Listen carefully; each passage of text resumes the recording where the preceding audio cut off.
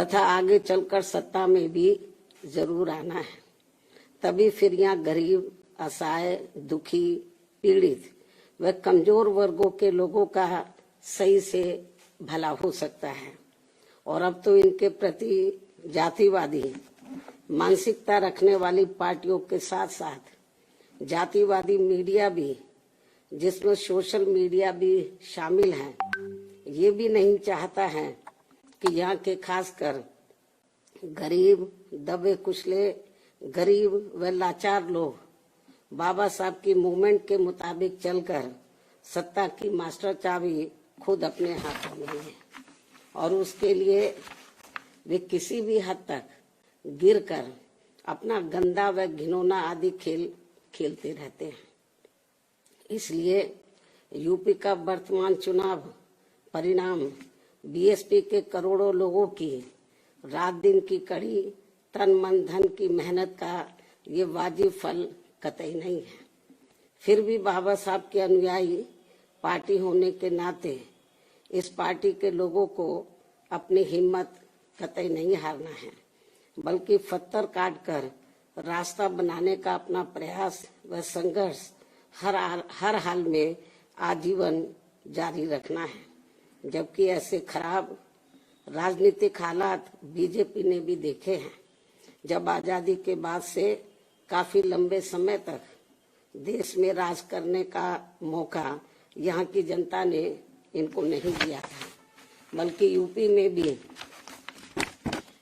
सन 2017 से पहले भाजपा की स्थिति यहाँ कोई खास अच्छी नहीं थी।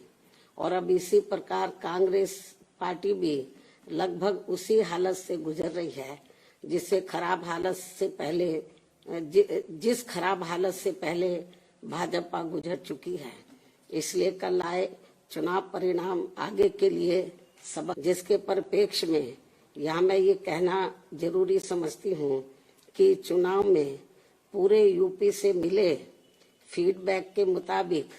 जातिवादी मीडिया अपनी अनवरत गंदी साजिशों प्रायोजित मैनेज किया हुआ मतलब सर्वे आदि कार्यक्रमों एवं लगातार नेगेटिव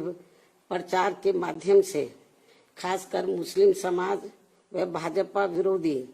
हिंदू समाज के लोगों को भी गुमराह करने में ये प्रचारित करके काफी हद तक सफल साबित हुआ है कि बीएसपी भाजपा की बी टीम है तथा ये पार्टी सपा के मुकाबले में कम मजबूती से चुनाव लड़ रही है। ये खूब इन्होंने प्रचार किया, जबकि सच्चाई इसके विपरीत है, बिल्कुल उलट है। क्योंकि भाजपा से बसपा की लड़ाई राजनीतिक के साथ साथ सिद्धांतिक व चुनावी भी थी, लेकिन मीडिया द्वारा इस प्रकार के लगातार दुष्प्रचार आदि किए जाने के कारण भाजपा के अति आक्रामक मुस्लिम विरोधी चुनाव प्रचार से मुस्लिम समाज ने एक तरफा तौर पर सपा को ही अपना वोट दे दिया तथा इससे फिर बाकी भाजपा विरोधी हिंदू लोग भी बसपा में नहीं आए। और यदि ये सभी लोग इन अफवाहों, इससे ये स्पष्ट है कि मुस्लिम समाज का वोट यदि दलित समाज के साथ मिल जाता, जैसा कि बंगाल के चुनाव में टीएमसी के साथ मिलकर भाजपा को धराशायी करने का चमत्कार परिणाम दिया था, तो फिर वैसे ही परिणाम यहाँ भी दोहराए जा सकते थे। साथ ही ये लोग हमेशा इस तथ्य को ऐन वक्त पर भूल जाते हैं कि केवल बीएसपी ही यूपी में भाजपा को सत्ता में आने से रोक सकती है, सपा नहीं। इनकी इसी गलत सोच का ही ये नतीजा है कि भाजपा फिर से सत्ता में वापस यहाँ आ गई है। और यदि यूपी में तिकोना संघर्ष हुआ होता, जिसकी पूरी संभावना भी थी, तो तब यहाँ यूपी के परिणाम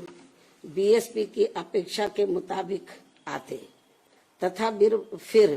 भाजपा को सत्ता में आने से रोक लिया जाता। अर्थात कुल मिलाकर मुस्लिम समाज बीएसपी के साथ तो लगा रहा, किंतु इनका पूरा वोट समाजवादी पार्टी की तरफ शिफ्ट कर गया और इनके इस गलत फैसले से बीएसपी को बड़ा भारी नुकसान ये हुआ कि बीएसपी समर्थक अपर कास्ट व ओबीसी समाज की विभिन्न जातियों में भी ये डर फैल गया कि सपा के सत्ता में आने से दोबारा यहाँ जंगल राज आ जाएगा और फिर ये लोग भी भाजपा की तरफ चले जाएंगे। इस प्रकार से भाजपा को हराने के लिए मुस्लिम समाज ने बार बार आजमाई हुई पार्टी बीएसपी से ज्यादा सपा पर भरोसा करने की बड़ी भारी भूल की है, जिसकी सजा बीएसपी को मिली है। यह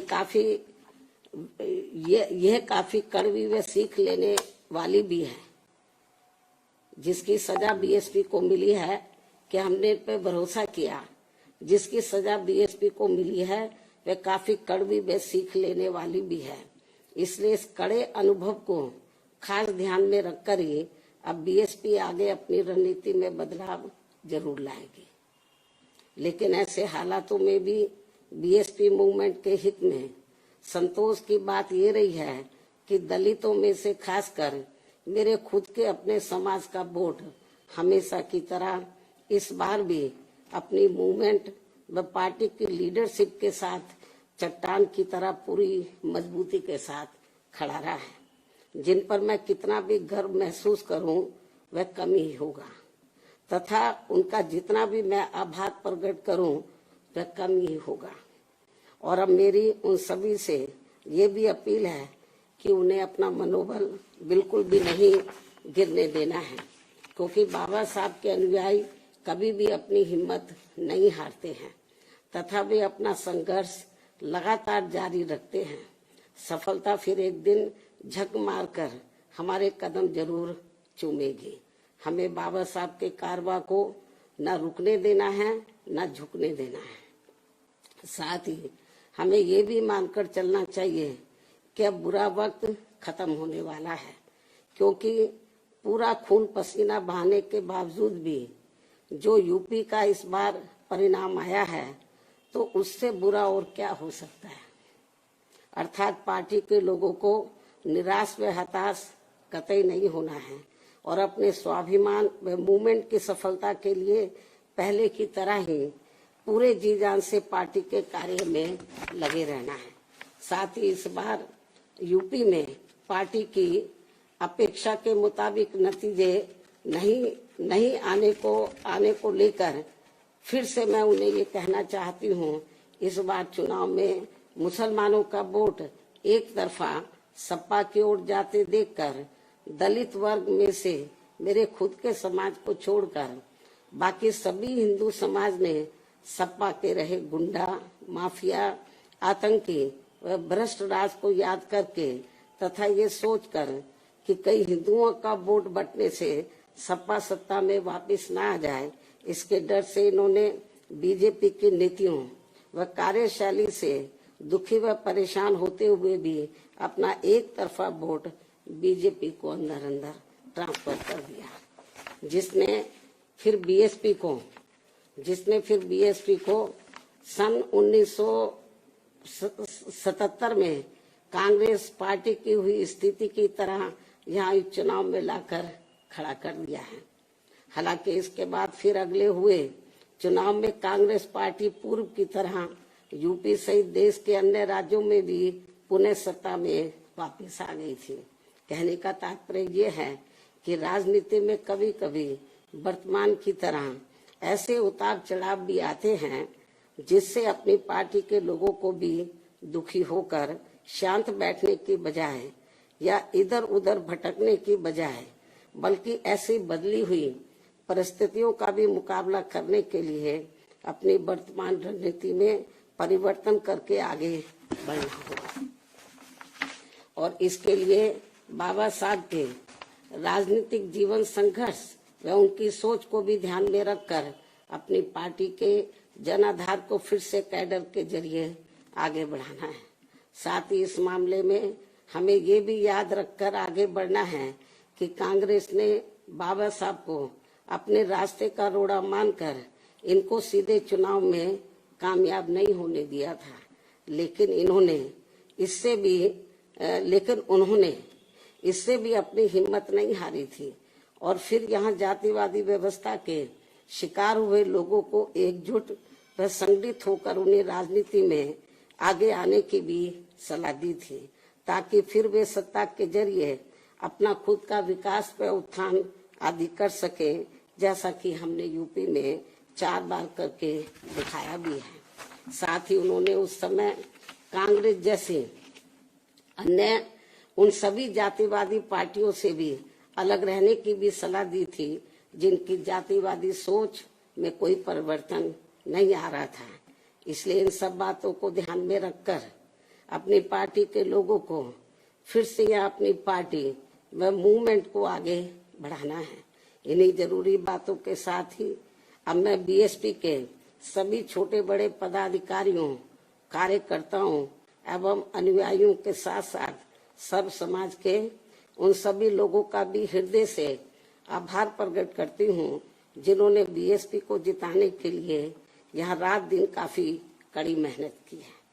तथा पूरे तन मन धन से भाजपा को हराने के लिए यहाँ लगे रहे हैं। साथ ही उत्तराखंड व पंजाब राज्य के भी पार्टी के अपने सभी छोटे बड़े पदाधिकारियों, कार्यकर्ताओं एवं अनुयायियों का भी मैं पूरे तय दिल से आभार प्रकट करती हूँ, जिन्होंने वहां पार्टी को कामयाब बनाने के लिए अपनी पूरी कोशिश की है। हालांकि इन राज्यों में भी हमें उम्मीद के मुताबिक सही सफलता नहीं मिली है, जिसका पार्टी को काफी दुख व चिंता भी है। वहां भी हम लोग वर्तमान जो राजनीतिक हालात चल रहे हैं, तो उसको ध्यान में रखकर हम लोग आगे की रणनीति बनाकर अपनी पार्टी और मूवमेंट को आगे बढ़ाएंगे। और अब मैं इन्हीं जरूरी बातों के साथ ही अब मैं अपनी बात यही समाप्त करती हूँ। धन्यवाद। जय भीम व जय भारत। अगर आप चाहते हैं गरीब हर वंचित इंसान की आवाज आप तक पहुंचे तो हमारे चैनल को सब्सक्राइब करें और बेल आइकन का बटन दबाना ना भूलें। देखते रहिए बहुजन हलचल न्यूज।